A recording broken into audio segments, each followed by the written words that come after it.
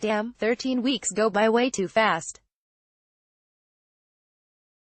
It seems like just yesterday, we were getting ready for a slew of opening weekend college football games, and now here we are, preparing for 24 hours of conference title game overload this weekend. Before we get to all of the speculation about the four-team college football playoff field, here is this weekend's conference title game dance card. 1. Alabama 1-2-0-2.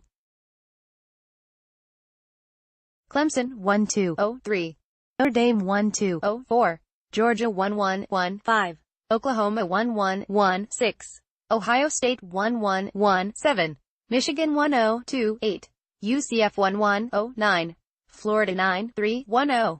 LSU 9-3-1-1. Washington 9-3-1-2.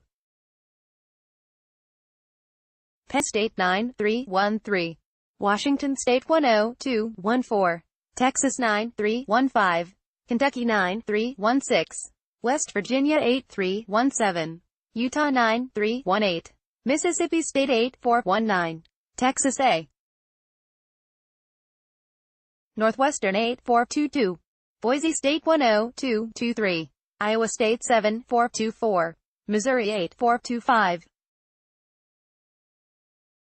Fresno State 10-2. So we're basically down to 6 teams with a reasonable shot at the 4 playoff spots: Alabama, Clemson, Notre Dame, Georgia, Oklahoma, and Ohio State. Here are my thoughts on where we are and where we could be come Sunday evening, when the playoff matchups are unveiled. 6. Pac-12 has done, again for the second year in a row, the Pac-12 will not only be left out of the 4-team playoff dance, but again this season, there isn't even a team close to consideration. Washington made sure that would be the case when they destroyed Washington State on Friday night in the Apple Cup. So now, we get Washington against Utah in the Pac-12 title game, with the winner going to the Rose Bowl. Yippee. I can't express enough how USC's butchering of their program by rolling with Clay Helton as head coach, and to a more tangential extent, Lynn Swann as the AD for another season has an overall effect on the conference. Similar to Tom Herman's need to succeed at Texas in the Big 12, conferences are just considered better when their blue blood programs are hitting on all cylinders. At least the Big 12 has Oklahoma. The Pac-12 is kind of a mess.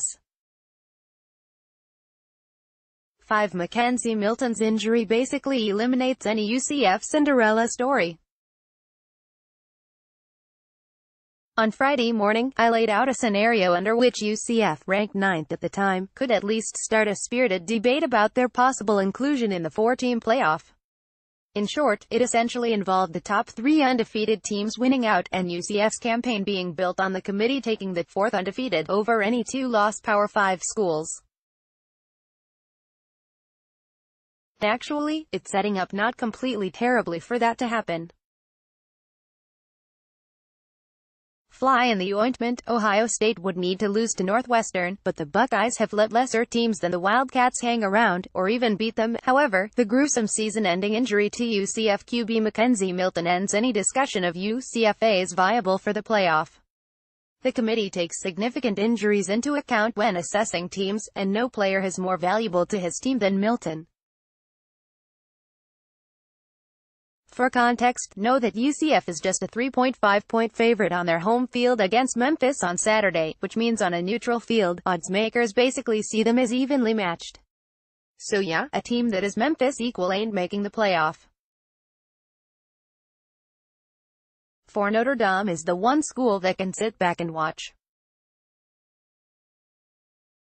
The Irish handled their business against USC on Saturday night, although it was a little dicey for a while. Notre Dame started slowly, falling behind 10-0, their largest deficit of the season, and needed 2 Trojan turnovers in Irish territory to keep the game at 10-7 at halftime. However, a couple of big play Irish touchdowns in the second half were enough to put the very youthful Trojans away. So now, at 12-0, and ranked 3rd, there really shouldn't be anything that a team below them can do to leapfrog Notre Dame. The only scenario where they may fall a spot would be if Georgia defeated Alabama, and both of those SEC schools wound up in the top 3, along with Clemson. Speaking of which, point 3. Well, maybe Clemson can sit back and relax, too.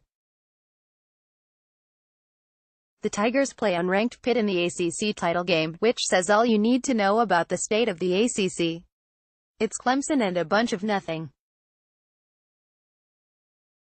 So that begs the question, if Clemson were to lose in 2016, when they won the national title, their one loss was to Pitt, would that be enough to knock them out of the top four? Man, it would have to be an ugly loss for that to happen. Also, you'd have to consider how other one-loss teams that do win their conference look this weekend. Does Oklahoma get major revenge on Texas?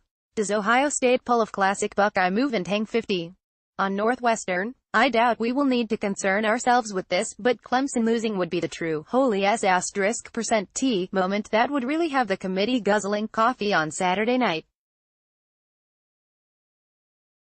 2. The beauty contest that should happen, Oklahoma versus Ohio State. More likely, if form holds, we will wind up with Alabama, Clemson, and Notre Dame all undefeated, and Oklahoma and Ohio State becoming one-loss conference champions. Best part about this debate is that, unlike in 2014, the year of the inaugural CFB playoff, when Ohio State leapfrogged TCU and Baylor, the Sooners are on the Buckeyes' level in the historical cachet department. There won't be any bias over one school getting in ahead of the other based on tradition or history. For the record, here are the resumes. 5. Oklahoma 11-1, 8-1, remaining SCHED 12/1 Big 12 title game 1 loss versus Texas 48-45 Week 6 notable wins Week 3 at Iowa State 37-27 Week 4 versus Army 28-21 OT Week 8 at TCU 52-27 Week 10 at Texas Tech 51-46 Week 11 versus Oklahoma State 48-47 Week 13 at Ohio State 11-1, 8-1, remaining SCHED 12/1 Big 10 title game 1 loss at Purdue 49-20 Week 8 notable wins Week 3 versus 11 at common opponent TCU. One common opponent between the two schools as TCU and Ohio State won a virtually even game with the Horned Frogs in it. TCU gave up 2 gift defensive touchdowns in a 12-point loss to the Buckeyes. The Sooners destroyed TCU in Fort Worth, but by then, TCU was a pretty banged-up, demoralized bunch. I give a slight edge to the Sooners here. 2. Close shave wins. While the Buckeyes' struggles in putting away far inferior opponents has gotten a ton of publicity the last month or so, 5-point win at home over Nebraska, and a 1-point miracle against Maryland on the road, most notably, the Sooners have been playing with just as much fire. Going to overtime at home against Army, although that win looks better now than it did in Week 4, since Army is in the AP Top 25, eking out a win over Texas Tech in Lubbock, and stopping Oklahoma State on a 2-point conversion attempt to hang on in the Bedlam rivalry game. So in the close shaves department, I'll call this a wash. 3. Best win. Ohio State has the best win among the team's 2 schedules. They're out of Michigan this past weekend. Oklahoma's best win was probably the road win over in Morgantown last Friday over a West Virginia team that's been in the top 15 for most of the season.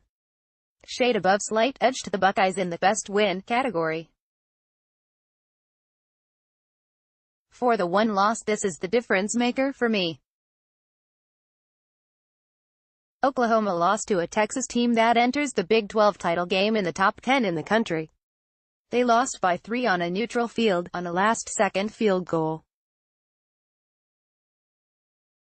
Ohio State got decimated at Purdue against a Boilermaker outfit that, while dangerous, obviously, under head coach Jeff Brom, did finish just 6-6 and lost 3 of 4 after the upset over Ohio State, including a head-scratching 31-point loss to Minnesota.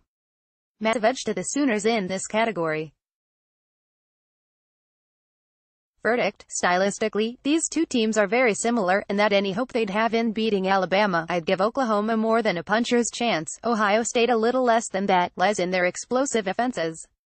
Both defenses have some sieve-like qualities, with Oklahoma's looking downright high school level at times. How many playoff teams can say they fired their defensive coordinator in the middle of the season? To me, this is an easy choice. You can't lose to Purdue by 29 under any circumstance, and win this argument. I don't care if the Buckeyes beat Northwestern by 70. If both Ohio State and Oklahoma are sitting there on Saturday night with one loss, the Sooners go on to play Alabama. And that will be a fun game. One possible fly in the ointment: could a two-loss Georgia sneak in ahead of Oklahoma or Ohio State, each with one loss, if Georgia, say, goes to overtime against Alabama? It's possible, I suppose, which brings us to the final point. Point 1. If you want an 8-team playoff, root for Georgia. Yes, I am assuming that the Crimson Tide defeat the Bulldogs on Saturday afternoon, but Georgia should put up a good fight. That said, if the Bulldogs do pull off the upset, they are definitely in the playoff. The question becomes, would Alabama fall out of the top 4? I think a blowout loss, highly unlikely, is the only way that the Crimson Tide's ouster from the playoff becomes even conceivable. So if the SEC gets 2 teams into the playoff again, with Notre Dame as an independent, that would mean 3 of the Power 5 conferences would be left out of the 4-team field. It's going to take years to chip away at the belief that 4 is best when it comes to the playoff. Personally, I do think 4 is best, but one way to accelerate tack of an 8-team playoff is to leave certain powerful conferences out year after year. As it is, 2 will be left out, for sure, this postseason. Listen to Sean Pendergast on Sports Radio 610 from 2 to 6 p.m. weekdays. Also, follow him on Twitter at http://twitter.com/Sean Pendergast and like him on Facebook at https://www.facebook.com/Sean Pendergast.